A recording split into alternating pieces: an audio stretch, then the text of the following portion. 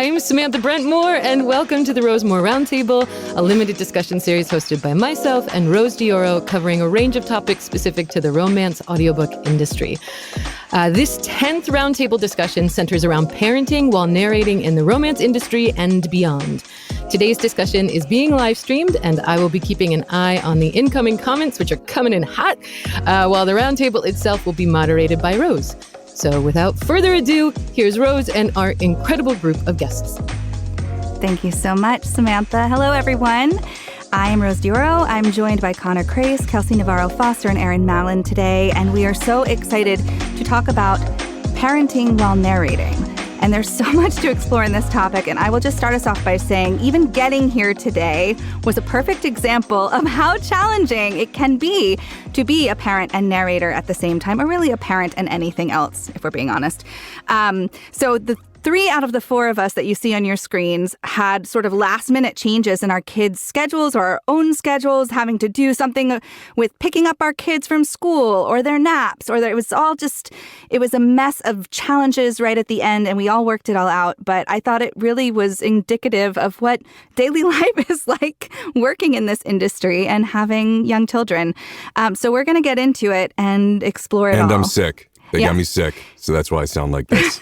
So, and kids are always bringing home crud, so that's another thing we'll talk about too. When you work in an industry where your voice is the whole shebang, and you're having a little sticky monster bringing home junk all the time, sometimes that vocal quality is threatened. So we'll talk about how we navigate that as well. I want to start off just by doing some introductions. As I said, I'm Rose Dioro. We're going to all share how long we've been in the industry, how old our kids are, if we feel comfortable, to kind of get us started. I've been a narrator for a decade, maybe a little bit more, and have worked as an actor long before that as well. And I have an 11-year-old and a 6.5-year-old. And I'll pass it to Connor. Hi, I'm Connor Crais. I've been narrating and voice acting probably for over 15 years now. Romance was more recent. I actually don't know how many years it's been since I started in romance, but because it's been such a nonstop train. My kids are 6, 4, and 1.5, almost 2. So were there other stuff? There's a problem going first. Nope, I think that's it. Is that good? You did it. Kelsey. Yes. Hello, I'm Kelsey Navarro-Foster. And for those of you that don't know, my husband, James Anderson Foster, is also a narrator. So that added even more complications to everything that we do with all of this. I have been narrating for 7 years now, actually 5 years full time, because I came outside of like the arts industry. It was something I always wanted. It's what I went to school for. But life and children happened. And so I was in other stuff before this. And between James and I, we have 5 kids together from 17 to 2. So it's a party. I'm Erin Mallon. Hi. I did my very first audiobook in 2010, but the work didn't really pick up for me until like 2013. So that's when I started to go full time. And I was a stage actor before that and did like radio spots and TV commercials and stuff like that. My kids are 9, 6, and 3. And I think that's what I got.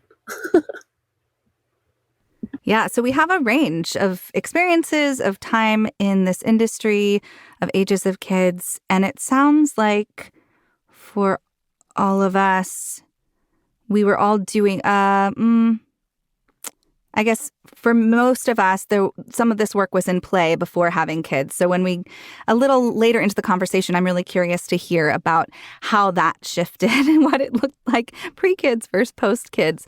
But let's start off with the positives. I know there's a lot of challenges we're going to discuss, but I think that there are some gains in having children and working in a very feelings-oriented field. And maybe we can just kind of unpack some of those a little bit. If anybody has some thoughts they want to start us off with, things that you find to be a pro of being a parent and narrating. I can tell a cute story. Great. So my son is in 3rd grade, and when he was in 1st grade, he was really struggling with writing. He's a kid who, if he has a lot of information in his brain, or he's told he can do anything, I think adults are like this too, then he gets shut down and he won't do anything. It's too much in his brain. And so he started reading Captain Underpants books and really fell in love with them. And one day I caught him kind of like writing for fun and doing some fan fiction. And I was just like, oh, try not to freak out too much, because I was so excited. I didn't want to shut him down with my excitement. But I was like, buddy, this is so cool. And then he illustrated them. And I just wanted to get him writing confidently about anything. And so I said, listen, if you want to keep doing these, every Captain Underpants book that you do, I will narrate for you. And I have to remind them sometimes of like what I do. I was like, when mommy goes in the booth, she's telling stories just like this. And I was like, and this is a great story. I'd love to tell this. And so I started doing that for him. And he would give me a script, and then he would go to school and he'd come home and he'd be like, Mom, did you narrate it yet? And I was like, oh, I was in the middle of doing, 200 pages of something else. But I was like, oh man. So then I had to stay on top of it. But it was really cool because we had this awesome collaboration. And I wasn't joking when I said like he was my favorite author to work with, because it was just such a joy for me. So that's a fun thing, collaborating with your kids. Yeah, I love that.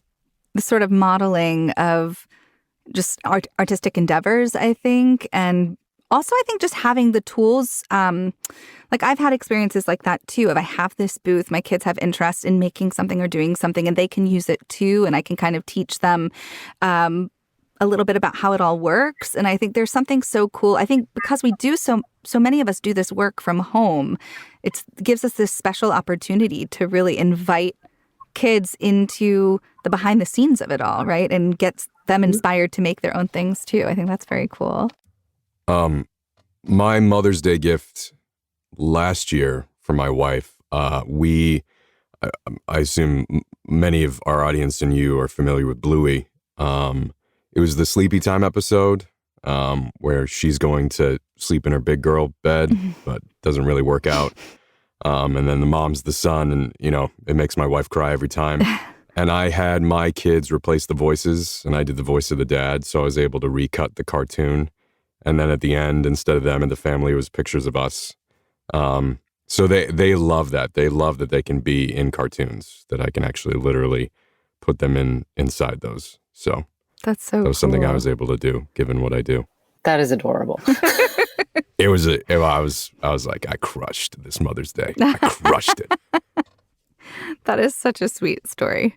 Oh my God. I'm just imagining what, you must have just really blown their minds with that with your kids. Well, you do and you don't, because as a kid, you don't know what you don't know.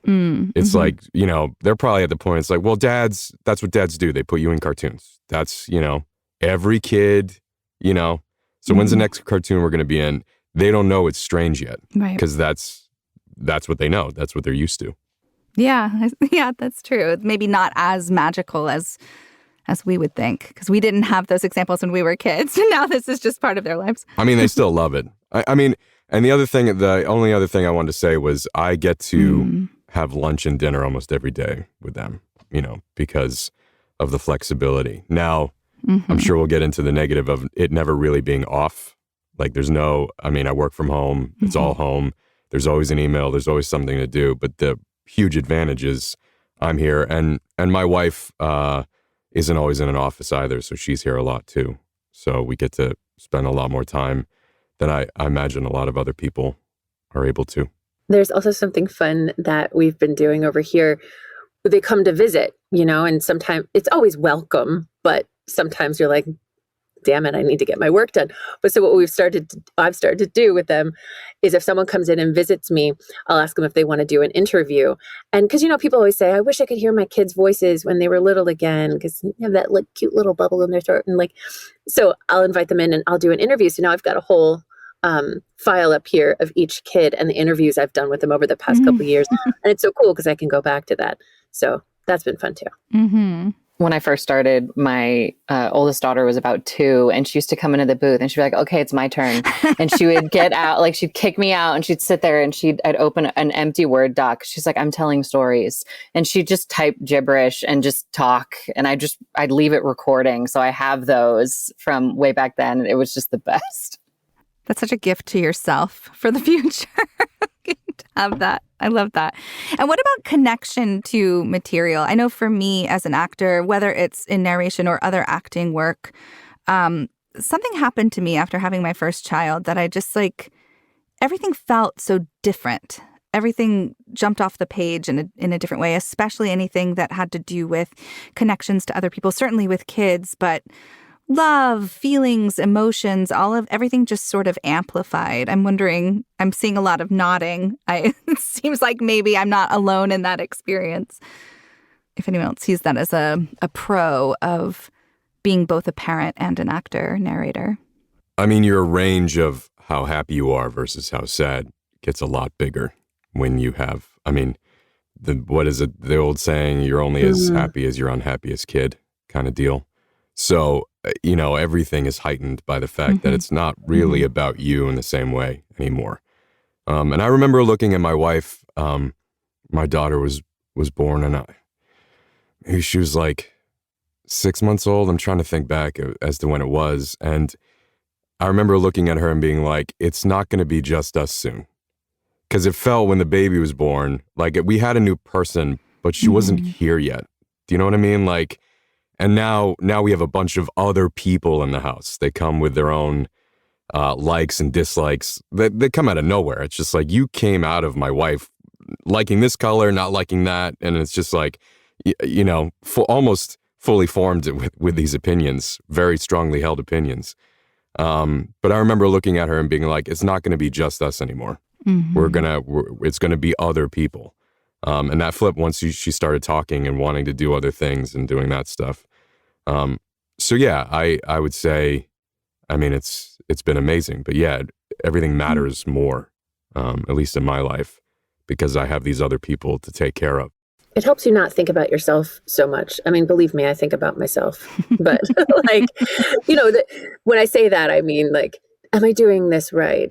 And doubts and what should I be doing next? And is he okay? And she okay? So I'm thinking about myself into how well I'm doing things and balancing everything, but I don't stress about me anymore the way I used to, because there's just other places your mind needs to be. And that is kind of a relief. Yeah. And to Connor's point, they do kind of come out the way they are. And I didn't realize that until I got a couple years in and even a couple kids in, because my son, he was a very specific baby, but when it's your first baby, you're like, oh, this is what it's like to have a baby. And now he's 9 and I'm like, yeah, you were always you. You were absolutely always you, just smaller and couldn't talk yet. And then my daughter could not be a more different child than he is. So it's like, we're parenting, and my husband and I, we are who we are, but they each need something different from us. So that's been fascinating, trying to be the parent each one of them needs, and learn how to communicate with them in a way that they can really hear you. So that's constantly evolving. And that's more a parenting thing than juggling narrating with parenting. We all have to do that. But I do think what you're saying about sort of meeting the human that they are individually is such a lesson as an actor too, of just especially if multiple children, you get such an inside look at different personality types and I don't know, there's a lot of mining that can be done there, I think, for our own acting purposes. I don't know if you feel that way, but I just feel like it's such a learning experience that can be applied in so many situations, including just sort of embodying these other people outside of ourselves as actors. Kelsey, were you going to say something? Oh, yeah. Yes to everything you just said, but also with Erin, I feel like after birthing the third one, it was now that Julia's 2, it's very much no, you've always been this way. Even now, my oldest daughter is 8. And thinking about her as a 2-year-old, I'm like, you've literally always been this person. It's just, you kind of stretch out and the personality stretches out. But it is crazy how early it's just like, there's the person. Like, here you go. It's amazing. And I do like that in the sense of acting, that it makes it even easier to find motivation that's very different from the decisions that I would make on my own. Because I'm like, no, like, even just looking at my kids and how different they are from me and how different the choices that they make on a daily basis are, it's easy to be like, no, okay, got it. This is easy to be somebody else. I don't have to relate as specifically as I used to feel like I had to. Mm-hmm. Well, hearing you say that made me think of something that I think when I was a younger actor, I was trying to be who I thought other people wanted to be. And this is mostly in stage and TV and film stuff, like go into the room and be who they need or who they want. And it's a kind of backwards way of thinking, because their options of who they can have are endless. So it's a cliche, but it's true. Just be who you are, because they've never had a you before. And so I think as a parent, it's not about making him or her the way I want them to be. It's about letting them be, creating an environment where they can be the absolute fullest expression of themselves. And so watching them do it and trying to sort of like shepherd it along is also good information to give back to myself. I'm like, what am I telling my kids? What do I want for my kids? Can I kind of reparent the little Erin kid in myself that maybe didn't hear that, and got to be nice to her too. Definitely. I think we definitely learned so much about how to parent ourselves and parenting our own children. Let's think a bit, I want to shift a bit to talk specifically about romance and maybe some of the benefits of being, like, what you bring to the table as a parent narrating in this genre. We touched a little bit on the connection that you learn from parenting. Is there anything specific? Can you think of anything specifically that has come up over the years that has deepened in your narration work in romance because of being a parent? Something about emotional connection? Well, on a technical level, doing little kid voices, the ages better. So if I'm voicing a 4-year-old, I'm going to voice them differently than a 6-year-old. I'm not going to give a 7-year-old a really syrupy, sweet voice, even if the language is sort of doing that. Mm-hmm. To put too much on top of that's going to make it, I think, intolerable for someone's ears. So, like, my husband and I have a joke that before we had kids, he would look at a toddler and be like, I don't know, are they 2? Are they 7? I don't know. But like now I can look at a baby and I'm like, 4 months. That's a 6.5. Like, you just know now. That happens to us all the time in television shows. Totally. I'm like, that baby didn't come out of that woman right that day. That's like a 7-month-old. Yeah. Look at the size of that thing. She'd be dead. So, but they always cut to this giant, enormous baby, like whenever she gives birth. But then I'm always grateful they don't have a newborn on there, because I'm like, that newborn needs to be home on a boob. They don't need to be on They're actually much better about it now. I think it's like 3 months is like the minimum, like the youngest they can be on film. So yeah. Yeah, exactly. Yeah. But also on the emotional side, I mean, I remember I had to do a scene in I won't tell you the book because it is a spoiler, where the mom had to take her daughter off of life support. And I lost my damn mind. I'm like, I can't be here and I'm sure most human beings that are narrating that scene would have a similar reaction. But knowing, like, my little daughter was asleep in the room next to me, lost my damn mind. And I'm like, all right, don't be the girl that snots all over your microphone. Take a breath, come back. Like, I'm not someone that's like, thinks that that's the epitome of acting, like being so emotional you can't handle. I'm not about that. So I'm like, yes, you need to color this with that emotion and let it be there, but you can't be a snot fest. And I was a snot fest. So, technical term. I'm super sensitive. Yes, the technical term. I am super sensitive to those moments in books too. And it is that as a sort of there's a lot of technique around how to kind of hold it together in those moments that feel super emotional. And I have definitely become a far more emotional person in general since having children, and anything that shows up with a struggle with a child in a book when narrating is just, is really extra challenging to get through. And I always wonder, from the listener's perspective, if those moments come across as more connected, or do you just hear me trying to hold it together? Or, I always wonder about that. I don't know if you all think about that at all. It's like, is it a blessing or a curse that you're so deeply connected to this particular moment in this scene or whatever it is? Well, I had my voice teacher in grad school, and she's a huge reason why I'm able to do what I do. But she started off being like, I don't care what you feel. And if you want to have a group of actors clutch their pearls and be like, excuse me? And her point was, it doesn't matter what you feel. It matters what the person experiencing the artwork or the show or whatever it is feels. And so it always started, for me, that really resonated. It's about dramatic function. It's why we have so much technique.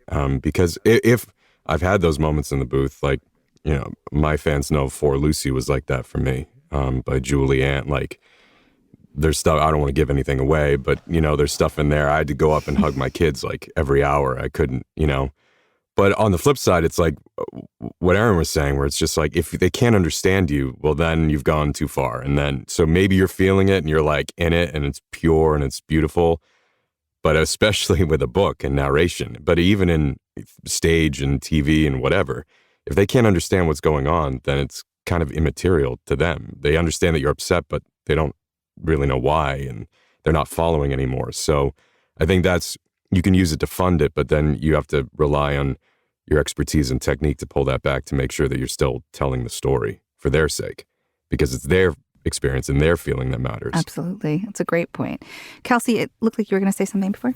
Oh, yeah. I agree that it is a blessing and a curse, because I was doing a zombie book and there was child loss and I just lost my shit. And I was like, I have to take a break. Like, this is not an appropriate character response. This is a Kelsey response. And like, I got to chill out and come back and do this again. Cause yeah, it can be too much sometimes, but we still do it. I think it's that classic acting advice of like, if your character is drunk, you don't play them drunk. Most of us, when we're drunk, we want to show you that we got it together. Like, we're not drunk, but you play it all sloppy and they're like, that's acting. And I think it's the same thing with these big emotional moments, particularly in books, because we don't have these bodies on stage that people can read information in other ways. All they have is your voice. And it's so intimate right in people's ears that I think it's more interesting to try not to cry. How can I get through this terrible moment in my life when it's like ravaging me? And I think that kind of authenticity comes through. So it's good, but it's tricky because we're also in kind of a landscape where people love to praise big performances. And sometimes that's exciting, but I think we just have we have a line that we have to walk because we are delivering someone's book. So if the performance becomes all about the performance, sort of to Connor's point, they're thinking about that person performing. They're thinking about that narrator and not the story. So it's delicate. Absolutely. It's all about balance, as everything is. And I think some of the challenges of being a parent and a narrator all come down to balance as well in our daily lives, in our schedules, as we started this conversation talking about. With all of the many challenges that we have to juggle, which we'll kind of break down a little bit in a minute, I'm curious to hear the why of sticking with this, of being a freelance artist and a parent and having to, I think if you have like a regular 9-to-5 job, and you're a parent, there's obviously built-in challenges with that as well, but there might be more, maybe the schedule is a little more structured for everyone in your household. But when you work from home, and as a lot of us were saying, we have some of our kids at home with us, you have to kind of figure out your own version of structure, and it adds this other layer of difficulty. Why do it? Why stick with it? I think Rose is trying to get us to quit. Definitely not. I mean, I've been doing this for 20 years. I'm unemployable anywhere else. The idea that I have an option, like, what else would I do? I mean, I love it and it's going well, but when it's not going well, I'll have to figure that out because I don't know how I'd get a real job. I don't really, it's been a long time. So, yeah, I wouldn't trade it. I mean, when COVID hit, everyone just started living the way I had already set up my life. I had worked from home for years and my gym's at home. And, I think I've told this story before. My wife and I used to live in Chicago, and my favorite place we lived in Chicago was downtown. We were on the 17th floor, floor-to-ceiling windows. It was like a conversion, and it had an indoor gym, indoor pool, like outdoor hot tub. It was the coolest place I ever lived. And she was my girlfriend at the time, and she's like, "You have not left the house in a month." And I was like, "Nah." I mean, now this was January in Chicago. We had our groceries delivered, and she's like, "I marked it on a calendar. You have not left." And I was like, "Good for me." I could point to the wind because there were floor-to-ceiling windows. I was like, "Look at those people. Look at them on the elevated platform in the sky, freezing. Good for me." So I've always been this way. So it's like home is fine by me. I mean, I don't envy people with 9-to-5 jobs, particularly when it comes to my kids. I love that I can drop them off and pick them up. And like my little guy's in preschool, so he's in school from 9 to 12. And then my older two are in first and third. And so in the morning now, my husband and I split the drop off because I start at the same time. So one of us takes the two big kids and one of us takes the little one. But then someone needs to pick him up at noon. And then someone needs to pick up the other two at 3:23. How absurd is that? 3:23. I'm like, what are we doing with this time? But hey, I can absolutely see how there's so much benefit to the kind of stability that a 9-to-5 job gives you, and the kind of benefits, and there's things about it that are attractive.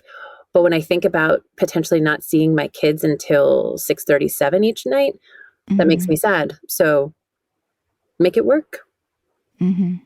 Yeah, someone who did worse than 9 to 5 for a really long time, because I worked in retail management. So it was, 6 a.m. to whatever, 4 p.m. I was averaging 60 hours a week working. And then got out of that and got into a 9 to 5. And that was absolutely beautiful. But that was when I was trying to get into narration at the same time. So it was like, okay, cool. As long as the kids are awake, I'm here. And then as soon as they're asleep, I'm out. Like I'm in the booth until I pass out. And then I get up and I do it all over again. And that was 2 years of that. So this is much better. I definitely prefer this and the flexibility and all of that. And for James and I, it's extra interesting because we have one booth. So it kind of forces us to split the schedule. And for COVID, we really had to look and be like, okay, is this financially sustainable? And we realized it was, because whatever we would pay for childcare, because Julia was so little, it was a wash. And so like, that's dumb. Let's just do this. And we split the day in half, and one person takes morning shift and one person takes afternoon, and we split pick up and drop off and all of that. And that's how it works. But like Connor said, we have lunch together every day. We have breakfast every morning, and we all have dinner together every night. And that was not the way it was for a really long time for me. So that's my story as well, as having there's something so wonderful and such a gift of having that freedom to be able to see your kids more, to be able to see your partner more if you have one. That really just, I think a lot of people got to have in the pandemic that some of us had already. And same thing I was going to say before, Connor, when you were talking about, nothing really changed for you in that regard. I had the same experience. I've worked from home. I mean, I was a theater actor. I am a theater actor. So I was, when I was on stage, when I was in a show, I was out, but all my admin stuff, I did a lot of other voiceover work from home. I'd been doing that for years, and then moved out of New York City to rural Massachusetts. And so all of my narration has been from home forever, almost my entire career. And so that wasn't different for me either. But then my husband stopped going into an office. And so now we both work from home as well. And there is something so that I would never want to change about everybody being here and getting to have that time together. But as I think it was, again, you, Connor, who had said, but then everything is always here and everyone is always here. And so being able to kind of shut it off and step away from either the family time or the work time is nearly impossible, which brings in its own set of challenges in terms of work-life balance. And then the other thing, too, is we're all doing work that we're passionate about, clearly, from this conversation, something that we really love, that we feel connected to. And I think anyone who is following their passion is going to feel more driven to continue to do that work and make it fit into their lives. And as freelancers, that big question mark of, so when do you stop, right? And if you're with your children and shifting your schedule based off of their constantly shifting needs, how do you decide when to take a break, when you're working, when you're going to the park, when you're whatever it is? How do you navigate those choices of when to kind of step away to take, to do one thing versus the other? I mean, for me, it's a moving target all the time. One of the first things I had to figure out, there's high-class problems and a good problem when my career took off in romance was, how many projects can I take on? I know it sounds like a silly thing, but to be like, can I do 30 hours in a month? Could I push it to 40? Maybe I can only handle 20, because everything else is a moving target. My wife's work and the kids, and if I get sick and so making sure that I was able to follow through on the projects that I agreed, but also have time built in where even if everything ran perfectly, which it never does, what could I do? And I've gotten a little bit better about knowing. I don't feel like I've gotten any faster. I know, I've gotten I'm not any faster than I was when I started, for whatever reason. But at least I have a better handle on what I can handle. And then you add in writing with Kayla, which was a whole another challenge and a thing that I knew even less about, because I had written on my own, but to actually take stuff across the finish line. I mean, thankfully she knows what she's doing, and she helped me out a lot. But even then, so everything is a moving target all the time, and you just kind of have to feel it out. And I've talked with my wife a lot about trying to figure out, do I have a day? Do I I've tried after dinner. It's like after dinner, we just hang out, regardless, and I'll figure out the rest of the night. And if I have to work late that night, fine. But after dinner, so I try and set it. But then it's also like, hey, we're going for ice cream. You want to come? It's like, well, yeah, yeah, I do. And my wife and I, sorry to go on so long, but my wife and I talked about that in our marriage, working from home, and the idea of bids. And a lot of the stuff when we researched about relationship, it's like, the person you're with will bid. It'd be like, hey, can I have your attention? And sometimes it's for half a second, sometimes it's for 5 minutes. And in a healthy one, or the ones that we studied, it was like you reciprocate that and then you're available to that person. But you have to be careful where you work is where also you have your relationship, your personal. So we have to negotiate that. And then we added these other people where, especially my daughter, we call her ABC, always be closing. Just like if a no is just on your way to a yes or a possible, she just never stops. So we've had to figure that out. But we started that work before we even had kids, since we, were around so much. So yeah. So what I'm hearing is part of finding that balance is figuring out what works for you and your family in terms of communication and how you say, I need your time now, or can I have, when can you make time for XYZ thing or for... Yeah, you have to be clear with yourself. Be like, I don't have the time. So I'm going to tell you clearly that I'm sorry, I can't do that right now. But hey, maybe here. And then, and it's hard to be, it's like, I never want to say no. You never want to say no. It's like, Cats in the Cradle is always playing in the background whenever I'm like, I got to go to the booth, But it's, my wife's really good about you play with them all the time. You're around all the time. So, and you have to say no, because it's like they would just hang out, They don't got jobs, so they're fine, Freeloaders. We got a question from the chat about being interrupted by if your kids are at home and you're in a flow and working. And I feel like what you just said, Connor, this makes it a perfect time to talk about this. What do you do? How do you reset? Can you jump right back in? And also, I'll add to that question, what do you, and maybe you just kind of answered it a little bit, Connor, but what do you say to your kid when they're like, I want you, I want to see you? And this happens to me a lot. A little tiny face coming up to the window, just waiting till I open the door. I'm curious to hear from you all what strategies you have around that. We are hard boundary people in this house. So like when we're up in the booth working, because ours is up in our bedroom. And so it's kind of not in that main space. So we'll usually warn if we have to come in and grab something and be like, hey, I got to grab something out of the bedroom or whatever, just so that way we don't scare the crap out of the other person, like walking in the room.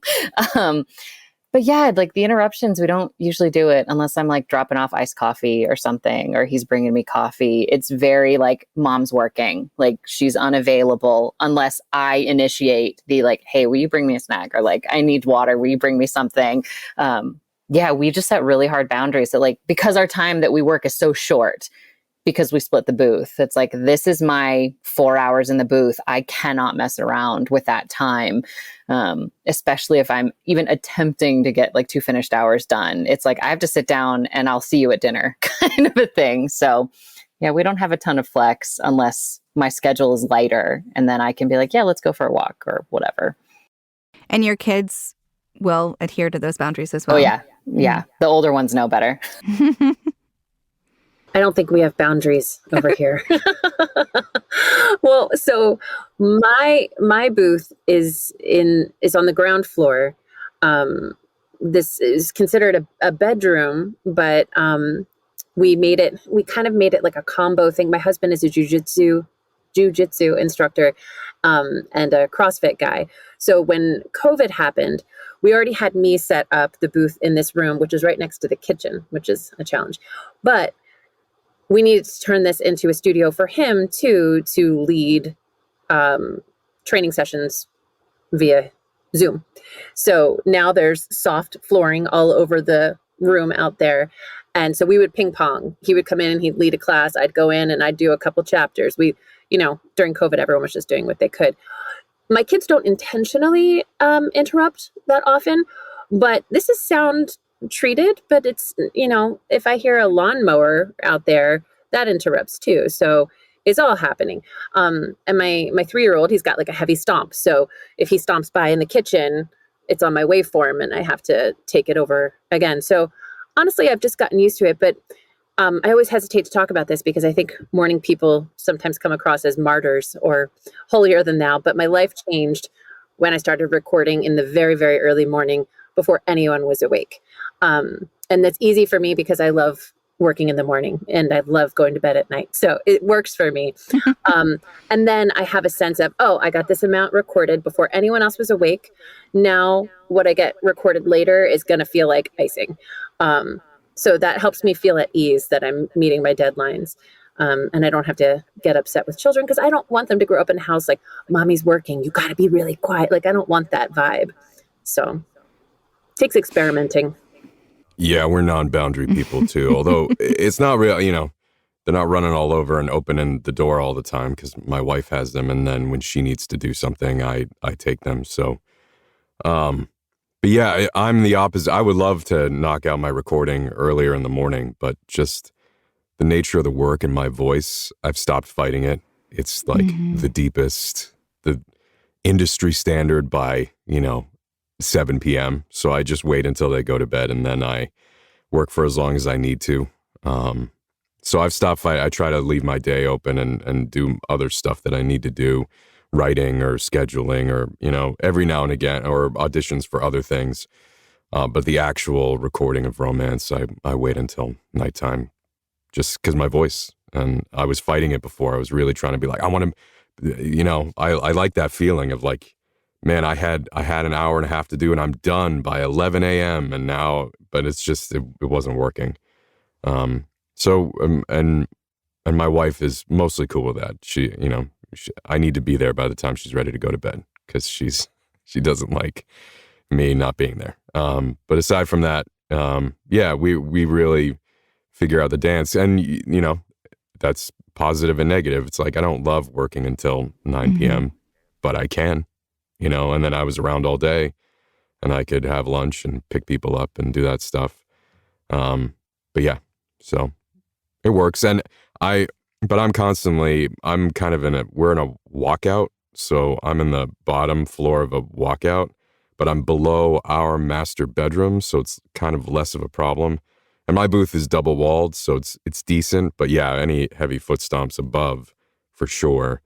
But all these people are going to get bigger and louder. So I'm constantly figuring out, like, where would I move it? Do I add an addition? What do I do? So yeah, that's the thing we haven't talked about really. I mean, you've all mentioned sort of where your booths are, but that's a big factor, right? In living with anyone, but especially with children, if you're going to be recording from home and you really need complete quiet. I know the house that I live in, pretty much every place I've lived, for at least the last 13, 15 years, a big consideration was where am I going to record? How can I really get the quiet that I need? And then especially when I started doing audiobooks, that became even more important. Short form, it's not, you can it's easier to find those moments. But when you're doing this long form narration, you need the space, you need the quiet. You have to think about the little footsteps and the, high-pitched voices and all of that.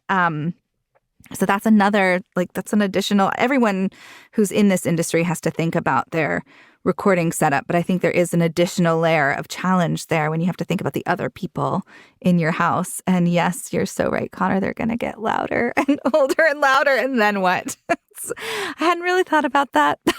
I can't listen to my music? What the hell, old man? Yeah. Yeah. Yeah. My 11-year-old now has an electric guitar. Oh, man. And I thought that, this will be better than the acoustic guitar because they can put on headphones, and play. But they don't do that. So maybe that's something I need to work on. What a square, Rose. They're going to put on their headphones to rock out? What a square. Yeah. This is maybe a good moment to ask, I'll start with you, Connor, about the addition of writing into your schedule. So actually, I have two questions for you specifically based off of some of the things you just said. So it sounds like you record at night after your kids go to bed. I imagine that wasn't always what you were doing.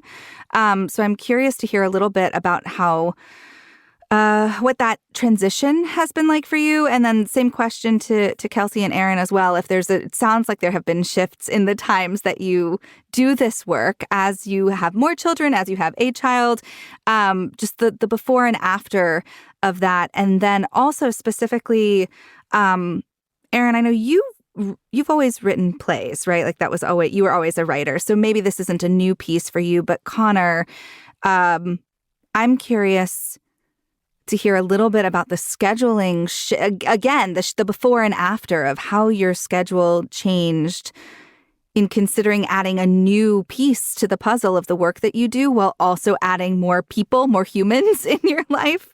So there's a number of questions there that I'm just going to throw out of all of them. Crais Enterprises is a growth industry. It's all about growth. Inside, outside the house, writing, narrating, just more. Well, when I think back to that time in Chicago where I didn't have to leave the apartment for a month, part of that was I had this amazing corporate narration gig. They would just send me so much work. But there were times like around fall where I would wake up and record all day and then go to bed. Like, it was great money. It was super busy. But that was where we were. I mean, we would go out. We were across the river. There was a steakhouse. There were like $100 steaks, but they had this burger that was like $16 at the time, and we would split it and get Manhattans. And it was like they served till 2 or 3. So it would be 1 a.m. Be like, "You hungry? I'm hungry."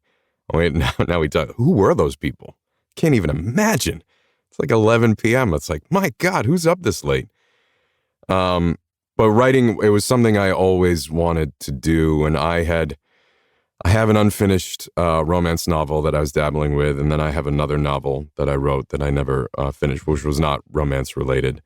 I have a screenplay, and it was just always something that I was dabbling with. And then Kaylee kind of just in our email interactions was like, hey, do you want to write something together? And I was like, absolutely. And I'd say when I started writing Decker with her, I had these ideas. It was just kind of the equivalent of adrenaline, I suppose, because I was still trying to figure out my narrating schedule while also trying to figure out what it meant to co-publish a novel, which I had even, at least with the voice stuff, I had some marker for being like, okay, I can do the math, but and what my voice is capable of doing. But with writing, it's like, I didn't know. I had no idea. It was a blessing and a curse. Well, it was mostly a blessing. I didn't want to let Kaylee down. So, like, if it was on my own, it would be very easy to be like, yeah, let's go get ice cream. But if somebody's waiting for pages, I couldn't really do that. So I've certainly published a lot more than I would have on my own, I believe. But yeah, that's been an add-in to the moving target. But it's a nice compliment. It's a different... I had to learn this about myself over the years because I always liked acting, but I knew I could do other things. And it always made me feel like, well, then I guess I'm not in the... Because you hear that all the time. It's like, unless you need to do this, go do something else. Because, oh my God, there's so much easier stuff to do. But I think the thing that I realize is I need to tell stories. But I don't really care about the vehicle as much. There was a lot of different ways, directing and editing and writing and acting, and I really enjoy all of it. And I think I need the storytelling, but I don't need any particular vehicle. But it's really, really fun to be on the other side of that. So it is a lot more work and it is a lot more stressful. I mean, if I was, not that it isn't difficult narrating, but I think I'd have an easier time putting that away than I do writing. And maybe that's because I've been voice acting longer. I've been acting a lot longer than I have been writing. So writing is the newer, more difficult thing, but that also makes it, a really fun challenge. But yeah, that's harder. That's harder to turn off. Yeah. Erin, did you have anything you wanted to share about how it shifted for you, balancing all of the many hats that you wear and parenting? Yeah, so I started narrating and writing plays about the same time, because before that, It was all about being an actor. And so it's funny, because I didn't put out my first book until 2020, but so a lot of people think that that's when I started writing. But it's so funny that I experienced this thing where it was like two different worlds. The people that cared about my theater work were interested by the fact that I was a narrator, but they weren't going to listen to it. And then people that knew me in the romance sphere, they're like, oh, I don't like plays. So it was like I was living these two different lives. But I think aren't we kind of we all have all these layers. And sort of to Connor's point, I got to a point where I was like, I like to tell stories. And people always said to me, like when I started putting out books, are you going to stop narrating? And I'm like, no. And then like when I'm narrating a lot, people are like, when's your next book coming out? And it's great because it's like, it's energy. People want to hear things and support things. It's great. But I have to be calm inside myself and realize that if I'm over here working on a play or a TV pilot, people in my book world aren't going to get much from me those 6 months or whatever it is. And that has to be okay because like I'm on my journey of telling stories in whatever way that particular idea needs to come out. Because now when an idea lands, I ask myself, is this best served visually on stage where you can see human bodies moving in space and hear people laughing or gasping, or is this something I need to stretch and I'm learning how to write TV pilots? So can I make it for that medium? Or is this a book? Can I see someone with their earbuds? And that changes the way you tell the story. And that's a really fun challenge for me. But as far as timing goes and stuff, I've experimented with everything. If I know that I want to hit a certain deadline for a book to come out, I might pack my narration schedule a little tighter than I would like it to be. for 2 months and then see if I can take an entire 4 weeks with no narration deadlines so I can write all the time. I've tried that. Sometimes that's good. Now I'm on this kick where I narrate very early in the morning and then a little bit more after the kids go to school. And then I've got like 4 hours solid of writing before I pick them up. So we keep changing, the kids keep changing. So I just try to keep it flexible, but give it enough time to really let it settle in. Like I've been on this schedule for probably about 2 months now, and it feels like a real sweet spot. So I'm going to stick with it until it no longer feels sweet, I guess. I think being able to sort of shift gears seems to be the name of the game. Well, with all things, with children in particular. And even with narrating. So I just finished narrating. I don't think the book's announced, so I won't say it, but a very, very dramatic book. Very sad, very emotional, very different than what I'm doing as a writer. So it is interesting because you spend the whole morning in that kind of tumultuous place. And then I hop over to like rom-com land where I'm doing like ball jokes and all this kind of stuff. And it's great. I can do that.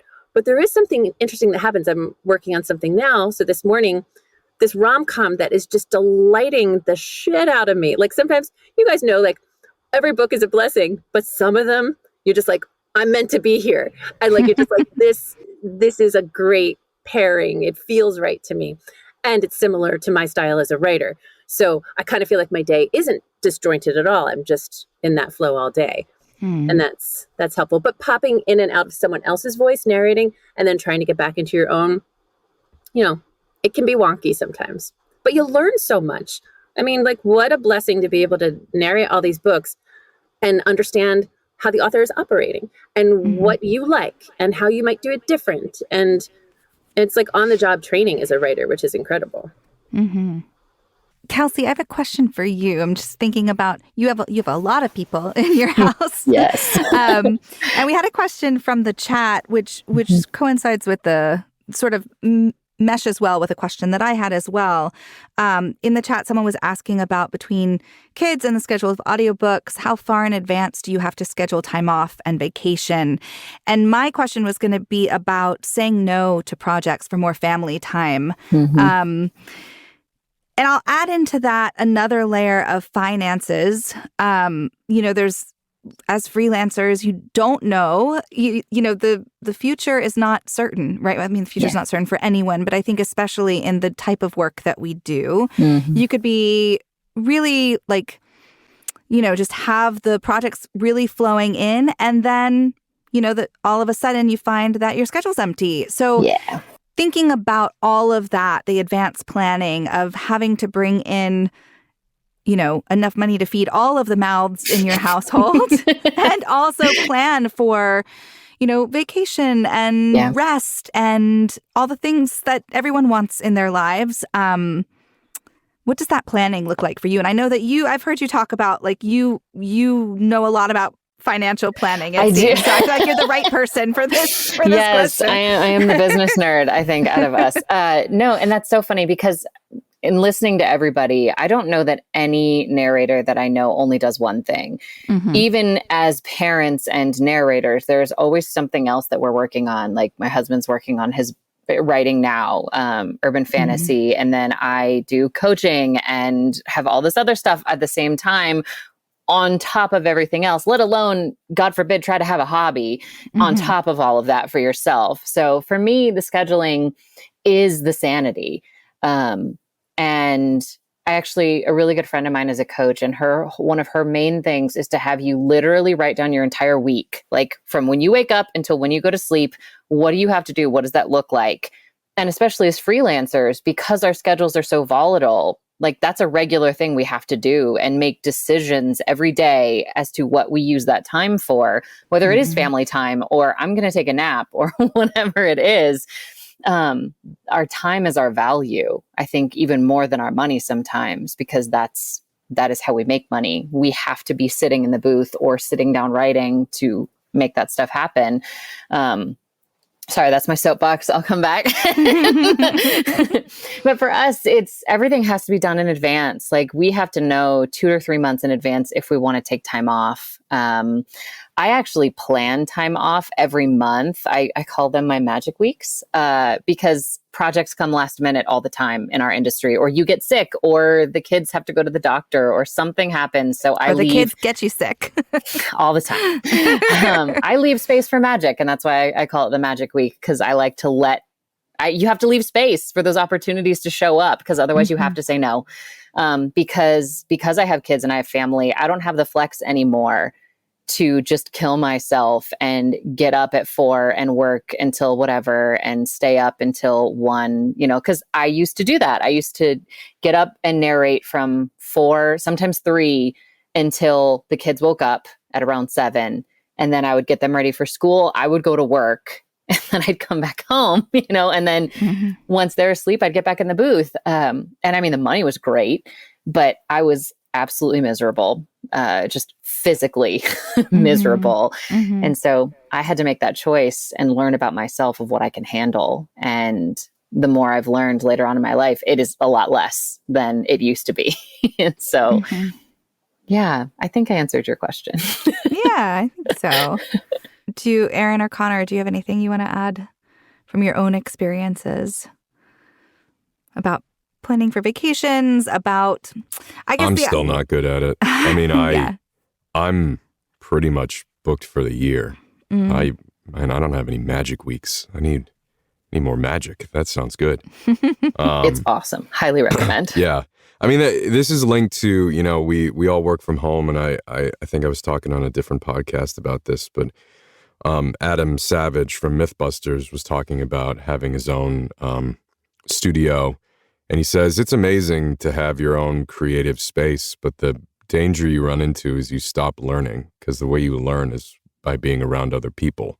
And even people, who know more, know less, or making mistakes that you don't have to make, but that you learn from, or have a better way of doing things. And so that's been my challenge throughout my career, is making sure that I'm still moving forward. But the issue is, like, I made a schedule, and I figured out my own system, but I don't know, there's probably a better system. I'm sure there's a better way to do it. But this is the way that I figured it out.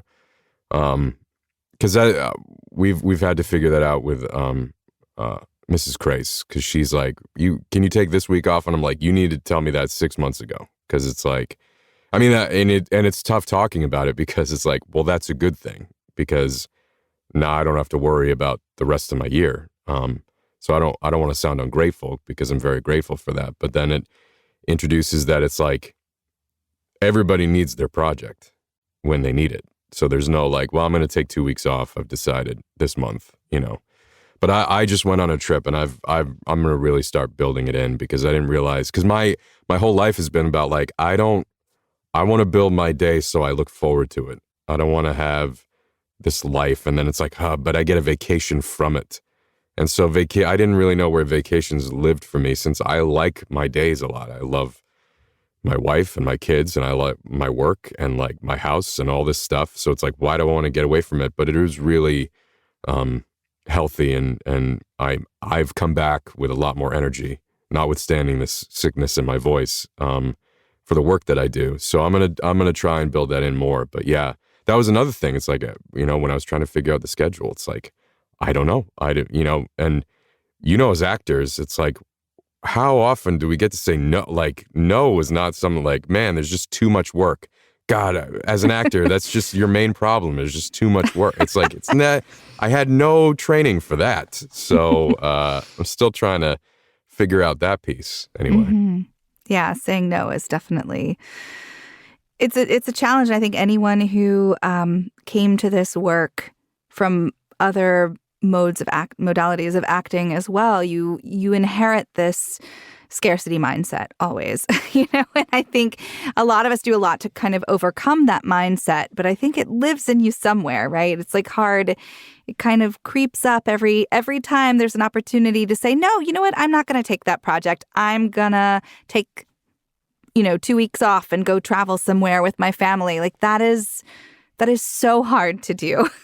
And I think I think we all struggle with that at some point in our careers, for sure. I think kids actually helped me with that, because there's a certain point that if I say yes, I'm saying no to them.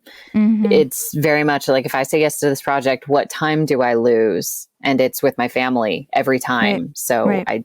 that made it a little easier. Mm-hmm. Yeah, I'm just still kind of stuck on thinking about this constant work cycle and that feeling of wanting to stay in it and the fear of having to step away from it and maybe not. I think that sort of false, this story that a lot of us tell ourselves of, well, if I step away now, maybe it's not going to be there again. And the strategies around, I don't know. I think I'm just thinking it's just complicated. It is that kind of planning, advanced planning, is so complicated. And like you were saying, Kelsey, leaving time for projects that come in last minute that you really want to take. Although what I have found is that those projects never fit into that week that I wanted to put them into. I don't know if that's been your experience as well. So I'm personally still navigating that piece of it. I've been really, really fortunate that I've been doing this for over a year now, like leaving some space within my schedule each month. And I just recently had the first month where it didn't line up. Like nothing came up, nothing happened, but it ended up being like good in other ways because there were other things in life. So like it didn't get filled with narration, but I got to do something different. So I guess either way, it still worked. It just wasn't the way that I expected. So. Yeah.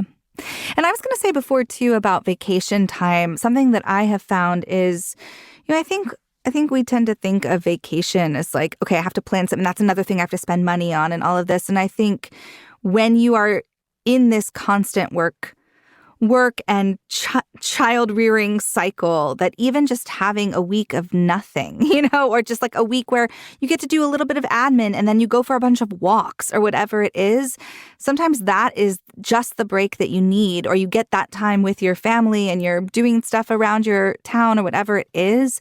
That's what I have found that I need more of. I think it's very daunting to me to plan travel and plan vacations because that's its own kind of work, right? But to just plan that time off, whether it's a day a week or like I'm not going to work on the weekends or I'm going to give myself a full week every couple of months or whatever it is, just time off to step away, recharge, give your voice a rest. That's I think where I am currently, of trying to find more, to build more of that time into my life, because I find when I don't, the burnout it really creeps up on you. And then you're really not, you're really good for nothing, right? Like I can't show up for my kids in the way that I want to. I can't show up for my work in the way that I want to. And so it's not helping anyone.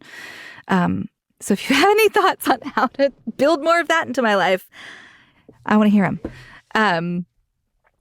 What about when, you've done all the planning, you've given yourself all the breaks you need, all of that, but as we said, your kid gets sick, you get sick, a project ends up being, moving into that crunch time zone.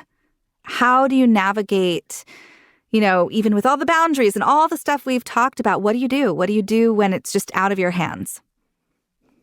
I think you just have to communicate it to the people that are waiting for what you want. And it's tempting, or waiting for the files. It's tempting to wait too long to communicate because you are a positive person and you think it's going to work out and your voice is going to clear, or the kid is going to get back in school, or whatever it is. But I've learned it's better to reach out sooner than later.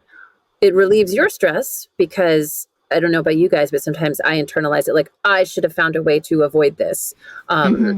I should be juggling this better.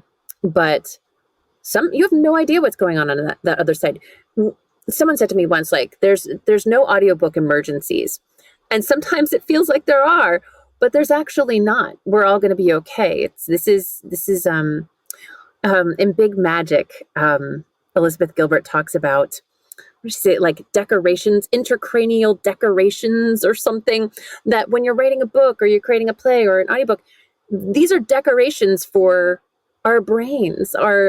These are supposed to be pleasurable extras in our lives. So we are in an awesome position where we get to create those. So the emergencies aren't always emergencies. they become emergencies if you wait too long and it's the day you're supposed to deliver files and you haven't even started. So yeah, just get on the communication sooner than you think.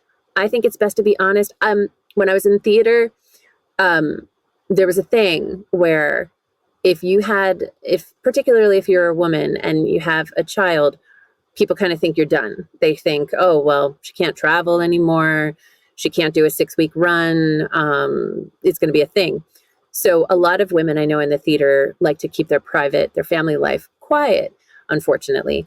And so I had a little bit of that carryover when I started in audiobooks and when I started having kids. But now I'm just like, they understand too. Plenty of these producers have kids. They're over there sick. They just don't have to be in the microphone like you do. So communication is key, and try not to be so hard on yourself because we have human bodies and they do human things. I think COVID helped normalize that for a lot of us too, that there was like nothing we could do. And we already knew that producers knew we would get sick, but it was still that fear of like, I messed this up. Like I should be better already. I should be a superhuman and you'd be able to keep working. But yeah, it made it so much easier to say, I sound like garbage. I will let you know when I'm better. I'm sorry. Because there's no magic fix. There's nothing you can do. We're not superheroes, even though we try to be sometimes. Erin, I think I'm going to have to listen back to what you just said. Like I'm going to have to pin this section of the audio because I think it's such strong advice. That especially what you said about there are no audiobook emergencies. I think that's huge. It's so hard to remember that sometimes. And I think a lot of us, I'll speak for myself, I'm an overfunctioner, right? And so especially as you said, Kelsey, we all most of us wear multiple hats. And I think, by function of that, you have to kind of you're an overfunctioner and a perfectionist and all of those things. And so everything does often feel like an emergency when it's really not. And I think it was you, Kelsey, that said before, about the scheduling, that having kids, I think does really help bring that into perspective too. I know that was a big shift for me as an actor, even before audiobooks, but as an actor in general, like as a theater actor in New York who's auditioning all the time, I started to go to those auditions and I was like, this is, where I would maybe feel nervous or a lot of pressure. I didn't feel any of that. My first couple of auditions going back after having a kid, I was like, none of this matters anymore. It is, the stakes are so much lower because I have these other things that I have to really, that are as high as my stakes can be, And so it kind of turned the volume down on the emergency piece of it all. And I think that's really helpful to remember for sure. Someone asked in the chat if any of us have worked with a coach, life or business, or other outside help to navigate work-life balance, overcome scarcity mindset, all the stuff we're talking about. I'll just speak for myself and say therapy is really great for that. I haven't worked with a coach specifically, but I'm curious for the rest of you if that's something you've done. Yeah, I have. I actually coach for that also. Mm-hmm. It is because I'm very passionate about it. But I had a life coach for almost 6 months. And then I was in a female entrepreneurs group also for a while because I was really nice to see other people having similar problems outside of our industry because it feels very insular sometimes that it's like these problems are huge because we're all dealing with them. But when you're in the same group with someone who owns a septic tank company, it's literal shit is her problem. And so it was a very refreshing thing to experience to be like, oh, I just have to narrate this book today and it's hard. So it was really nice. But outside help, I think, is one of the best things we can do. Therapy, coaching, whatever it is that you need. We do it for performance all the time. I don't see why it's any different for life performance. Yeah, I work with a coach too. She's been my coach since right before I had my third baby. So it's been 3 years and change. And she just knows me so well now. And she doesn't use the words life coach. She also doesn't use the word business coach, but I mostly talk to her about business stuff. But then she knows my whole situation with my family. So sometimes it's all about life. And sometimes I'm like, oh, I just got this really hard news about my parents, so I can't get my focus where it needs to be. And we spend that whole session talking about that. It's like whatever you need. But I resisted getting a coach for a long time. And now I have no idea why, because it's, well, you know, it can be expensive sometimes, but it's an investment in you and what you want, and setting goals, and not those icky kind of goals that make you feel bad about yourself, but just like steering your own ship, and then having like a co-captain on the side being like, you said you wanted to do this. Is that still what you want? Because this doesn't seem to be making you happy. I don't know. And you can change your mind, but sometimes you can get that from a partner or friend. But I think it's helpful to pay someone and have them just really be in this space to help you figure out what's best for you.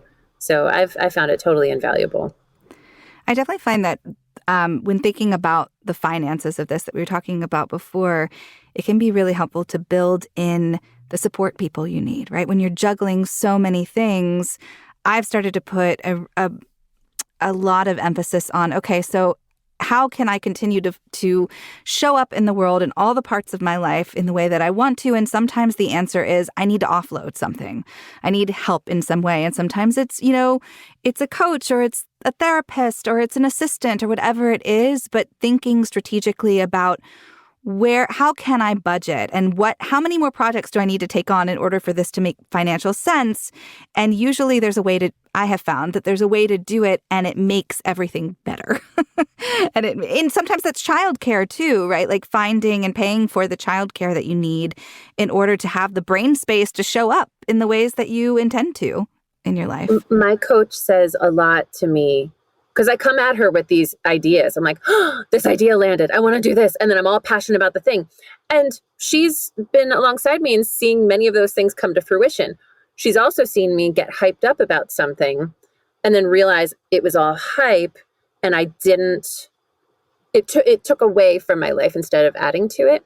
And so she always says, she's always really good about it. She lets me have my passion. And then she's like, okay, to say yes to this, what do you have to say no to? And I hate that question, but it's the best question to ask a person like me, because I'm like, okay, you know what I've realized? So this is maybe too personal. Worry takes up a lot of time. Like scrolling social media takes up a lot of time. So these days I'm asking myself kind of those like micro questions. What do I have to say no to? It's not about what do I have to say no to this audiobook project or writing this book. It's usually like, how can I eliminate that weird need in me to spend a certain portion of my day worrying? Because when I spend a portion of my day worrying, it can drag on. And that's when really cool ideas can't drop in because I'm somewhere else. Or if I mindlessly reach for my phone, suddenly a half hour's gone by. And maybe I needed that. Maybe I needed like a brain drain moment just to let everything go and look at stuff. But mostly I don't need that. So these days I'm kind of asking myself those questions, like, what would happen if I eliminated worry just for the day? I can worry about something else tomorrow, but for today, it's a worry-free day.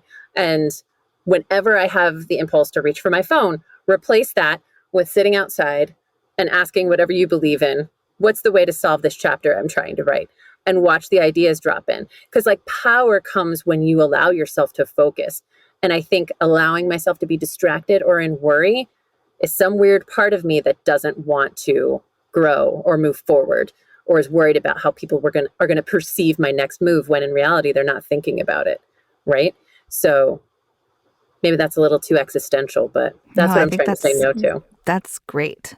Again, another thing I just want to put a pin in and come back to again later and listen to when I need reminders. I want to switch gears and talk about content, because we all narrate in romance and we have kids of varying ages. I would love to hear from you all about how you navigate that with your children. Do they know that you narrate romance? Do they know what that means? I know, I think we've all gone to in-person events. Some of us have traveled with our kids there. What does that look like? And also thinking about the people in your kids' lives. I know I've talked to narrators who, they use pseudonyms because for whatever the reason, the parents of their children's friends or schoolmates, classmates. They don't want them. They need to keep those parts of their lives separate. Any thoughts about that, or advice for other narrators out there that are navigating this as well? I'm still figuring that out. We're quickly running out of time, I suppose, since my daughter is 6. Once you, this is going to sound tautological, I suppose, but once you make something a secret, it is a secret. Whereas if it's not a secret, then it's not. I'm not quite sure how to articulate that at the moment, but I think that's the thing we've been playing with, where it's just like, oh, that's the thing that happens. Or like, you're talking about no, normalization, I guess, about. Right? Like, I'm sorry, what was that? Whether you normalize something or not. Yeah. That's, but you know, when we have conversations about it, it's not something that I'm ashamed about, but also like, we made them and we shut the door. You know, like, it was a good thing we made them. You know, it's a perfect, all the things that we do in these books and amongst our marriages and such are healthy expressions of that, of being a human being. But you still shut the door. You know, you don't do it, you don't talk about it in certain areas. And I don't think that's about shame or about it being a bad thing. That's about, like, there are different areas that are appropriate. And the problem is with the internet has flattened all of that. It's like it's all there all the time. There's no doors. There's no like, well, you talk this way in front of your parents and you talk this way in front of your kids and you talk this way at 2 a.m. with your friends after too many beers. And like, but if it's recorded and it's on the internet, it's all there all the time. And it's like, so we're probably leaning towards it, you know, not broadcasting it and not being a thing and not saying it, because that should exist in this space and not that space, if that makes sense. But I don't know. Maybe that's the wrong way to go, and maybe we change our mind. I don't know. I don't think there's a wrong way. I think with all things with parenting, it's the choice that you make. But I do think, you know, certainly different people are going to make different choices in their own lives. What about from Kelsey? I'm curious for you because you have a teen. Yes. So it's different for you too. It's so funny. Because we're like, I know we made the jokes earlier about the boundaries and like the hard boundaries in our family, but we also have like a very open conversation policy. So like our kids can ask us anything, and our middle kids are 8 and 9, and they're the curious ones now. Cause like the oldest, he's old enough. He's old enough. He's out. And then my other son, he's autistic. So he literally does not care. He's like, just let me have my trampoline. Life is good. And so the middle ones are the ones that are asking questions. And there for us is a difference between understanding and privacy. So they can ask any questions they want, anatomy, you know, things like that. And there will be times that we will tell them that's not age appropriate for you right now. But it's not a never. It's like, we will talk about this more when you're older. But this is, you know, the baseline explanation of what you're asking about. You know, you heard a friend say this, whatever. But I don't have to tell you about mine, like what goes on in my bedroom. That's my business. You're my kid. You don't have to know that. So we have established sort of that line of privacy versus understanding and curiosity, because we don't want it to be something taboo. I came from a ex-evangelical for a while. Like there's that space to where I don't want my kids to have that fear of being impure. And so I don't hide anything, but I'm also very careful about being age appropriate for what they need to know. So my 8-year-old is not going to have certain conversations with me that I would have when she's 13 or 15. It's going to be very different. So I base it more on age than on yes or no, should we talk about it? That's at least my husband and I's philosophy about it. So I think it's funny because someone in my Facebook group asked about this today, that they wanted to hear about this, how we talk to our kids about what we do. And I felt kind of naive or clueless or something for a moment, because I'm like, honestly, I've not considered this. Like, they know that mommy writes and records books about falling in love, and that's enough for them. And my 9-year-old has asked questions about, how babies are made and stuff. And we've given him, as Kelsey is saying, like an age appropriate response. And that will keep changing as he gets a little older. But I would never in a million years want any of them to feel like they can't talk to me about anything. So, but I think it's also my view on romance books in general. I don't think of them as like vehicles for sex. I think of them as stories about humans connecting. And yeah, there's sex scenes, but I don't perform those any differently than any other scene. It's a moment-to-moment connection between a human being, whether they're fighting in a cafe or they're having sex in their bedroom. Like, I don't know. It's for me, when the focus gets all on sex and people are like, hoo, that's what you do. I'm just like, I just answer with like, yeah, we do the sexy parts. Like, there's nothing to be embarrassed about. And that said, some people are in communities where they can be harmed if they're out with the information about what they're doing. I understand that. So it is a privilege for me to feel free to talk to anyone about it, because not everyone has that. And I understand that completely. But I think the more we act like it's something to be hidden or that it's a hard conversation we have to have, I'm very proud. So I honestly don't think about it that much. Listen, I don't really think my kids should be listening to my books and hearing what mommy's saying. And one day, maybe they'll be interested, maybe they won't, but I think then they'll be older. And most kids don't want to hear that, right? Like the second they would hear it, they'd be like, oh, no. I don't imagine my kids would want to hear me. Yeah. Right.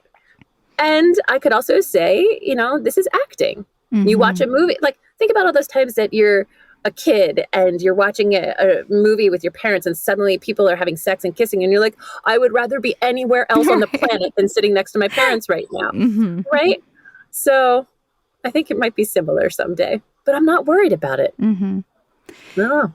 Yeah. For me, I have very, very curious kids, especially my oldest, and I get lots of questions about it. And I have narrated quite a bit of YA and middle grade books and children's books. And so they love to listen to those. They get really excited about those. And so they always ask me, if they can listen to the thing that I'm working on right now. And so this conversation comes up a lot in my house. And I also, because I narrate romance under this name and I narrate, but they know me, this is a pseudonym. And so they know me as a different name. And so we've had a lot of conversations about that too. In fact, I think that mostly started when the first year that I attended Book Bonanza, I took them with me because there's like a water park there and there's all this stuff. And so I had to explain to them, you're going to hear people call me by this other name. And so we've had lots of conversations about why, and that's been really interesting. And I always explain that like I narrate these, I can't even tell you how I describe the books, but books that mostly adults read that are about relationships and love, and there's kissing and there's all this stuff that you probably are not particularly interested in this moment. And when I narrate those kinds of books, I do it under this name so that people know that's what they're going to get with those books. And when I narrate everything else, I do it this way so that they know that's what they're going to get with those books. And they've really just accepted that. And they think it's very funny that I have these multiple names. And my oldest will ask me a lot, like, well, which name are you using for this book? And what's this one about? But something that's come up quite a bit is if we're on a plane or sitting next to each other reading, my kids, or even when my kids, because I don't have the types of boundaries that Kelsey has described, which I need to work on, come into my office and stick their little face in the window. I'm very cognizant of the fact that now they both can read, but especially the 11-year-old always wants to know what's on the page and what I'm saying. And so I have to say, this is not one for you to read, especially, it always turns out that they come up in the middle of a scene I really don't want them to be listening to in that moment.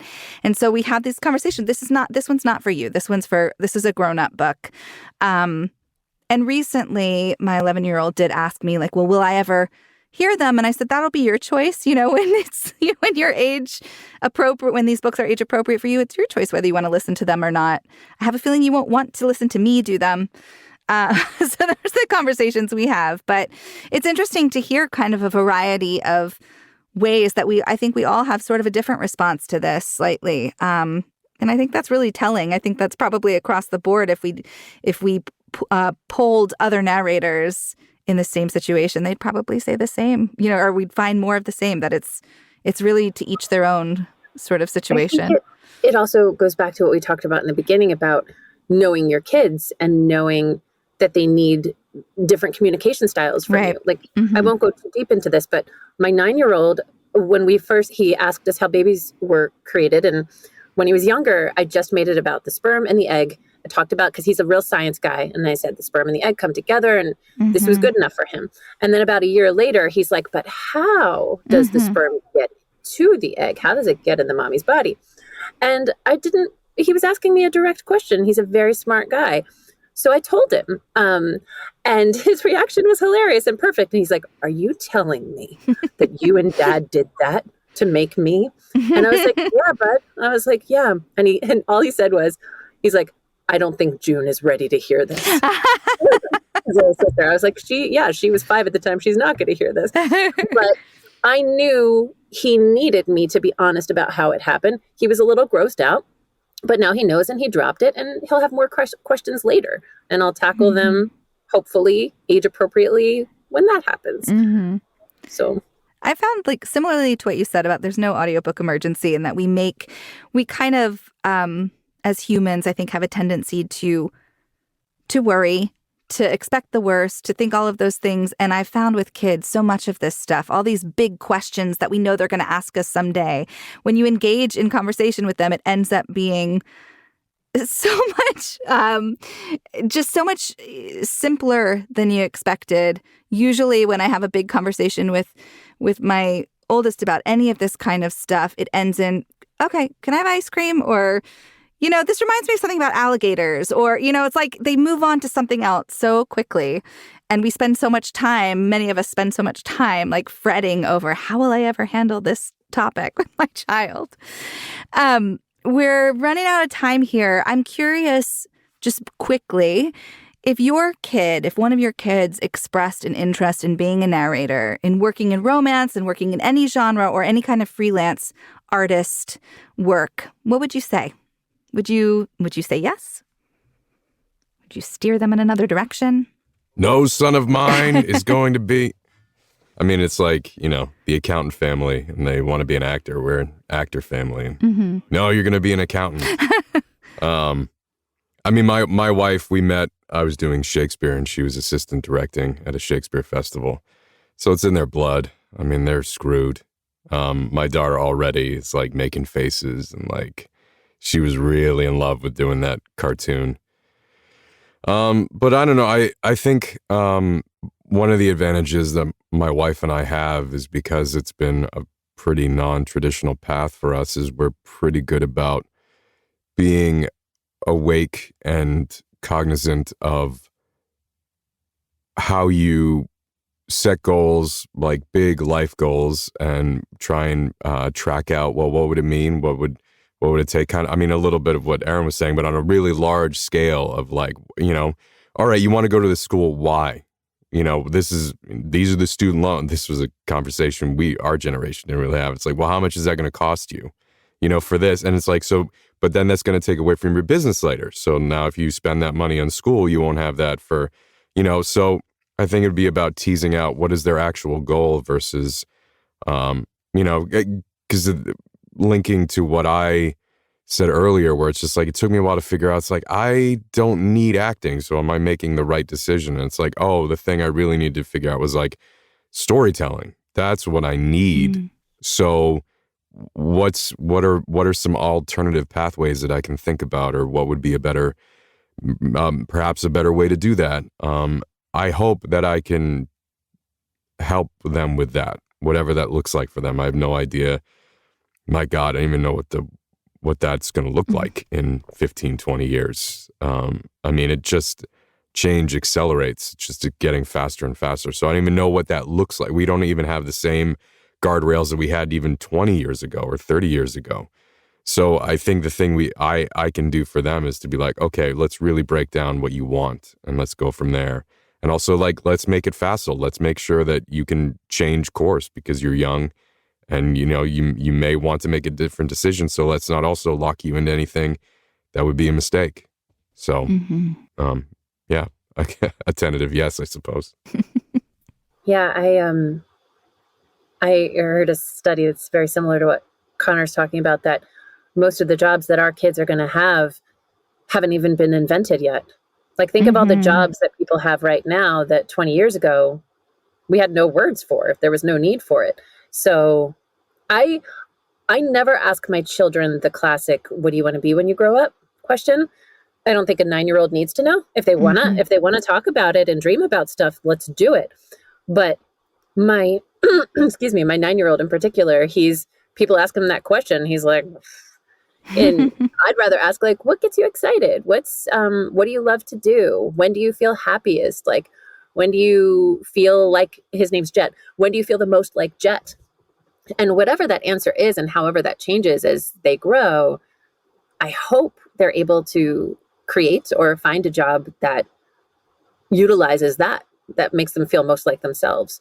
So yeah, whatever they want to do, I'd be totally down for, as long as it's something that is really lined up with who they are, not something they think they should be doing or think they should be wanting. Yeah, I second that. My daughter already wants to. Our son is already in performing arts school. That's what he loves, singing. And so we want to support, but I think for us, the biggest thing is protecting them and allowing them to be kids. Because I know it's so easy to be like, let's get them into acting. Like, let's try to do this stuff. And it is so much when they're young. Like, I think it's too much, honestly. If that's what they want to do when they get older, absolutely, like, fully support. But I don't know. I still don't know how I feel about, like, helping with the kid acting thing. Again, if voiceover, it's easier. We're a little more protected. But I mean, we've all seen the documentaries come out this year, and it's just, my job is to protect them, and that's what I'm going to do. Emotionally, physically, whatever. Yeah. Big things to think about potentially for the future. We'll end it there, but thank you all so much. This was such a wonderful, rich conversation to have. As always, as I heard to Samantha. Yeah, truly just a beautiful conversation. And while I'm not a parent, I gained so much from this conversation.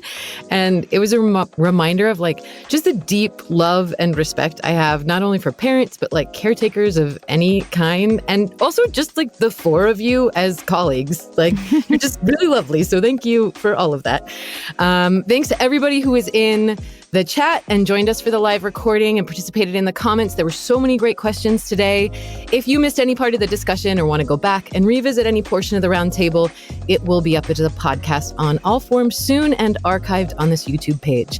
If you want to keep up with our guests, you can follow them online at Connor Crais on Facebook, Instagram, and TikTok, at Mallon Erin on Instagram, and you can join Erin Mallon's Feisty Fitsies on Facebook. Did I say Fitsies? Fitsies. It's Fitsies, right? I sometimes mess it up and say fisties, and that's a whole different thing. That's a very different thing. Now there's a conversation that you don't want to be having. And you can follow Kelsey at Kelsey Navarro-Foster on Facebook, Instagram, TikTok, and Threads. Be sure to just subscribe to this YouTube channel or any of the podcast streaming locations we're on so you can be notified of our next set of episodes, which will kick off later this month. Rose and I are going to settle in for a multi-part discussion and deep dive on romance narration and internet culture. We're going to offer ways for you to engage and share your thoughts between each episode to help us further dig into some questions we've had about all aspects of being a member of this community online. It's going to be great. You don't want to miss it. Thanks, guys.